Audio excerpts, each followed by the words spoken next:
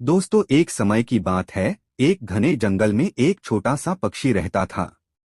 वह पक्षी अपने घोंसले में खुश रहता था, लेकिन उसके मन में हमेशा उड़ान भरने की चाहत थी।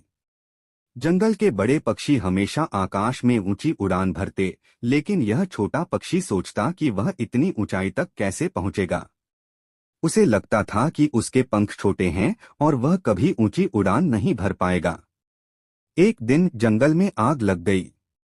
आग तेजी से फैलने लगी और पक्षियों और जानवरों में भगदड़ मच गई। सभी जानवर अपने अपने तरीके से बचने की कोशिश कर रहे थे। बड़े पक्षी जंगल छोड़कर दूर उड़ने लगे, लेकिन यह छोटा पक्षी अपनी उड़ान के बारे में सोचते हुए दुखी था। उसे लग रहा था कि अब वह कभी उड़ नहीं पाएगा और आग में जल जाएगा।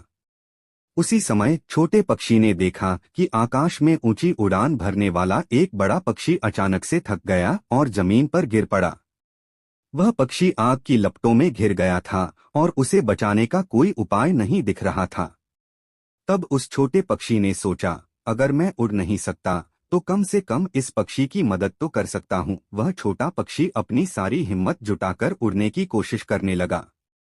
धीरे धीरे वह ऊपर उठने लगा और उसने बड़ा पक्षी को अपनी चोंच में पकड़कर सुरक्षित स्थान पर पहुंचा दिया। उस पल छोटे पक्षी को एहसास हुआ कि उसकी उड़ान की ताकत उसके पंखों में नहीं, बल्कि उसकी इच्छा शक्ति में है।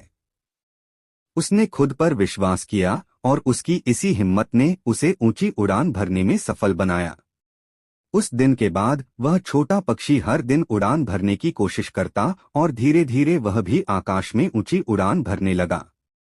उसने खुद पर यकीन किया और अपनी मेहनत से अपने सपने को पूरा किया। इस कहानी से हमें यह सीखने को मिलता है कि हमारी सीमाएं हमारे भीतर ही होती हैं। अगर हम खुद पर विश्वास करें और हिम्मत जुटाएं, तो हम अपनी हर कमजोरी को ताकत में बदल सकते हैं। हर मुश्किल का सामना करने की हिम्मत हमारे अंदर होती है, बस जरूरत है उसे पहचानने की।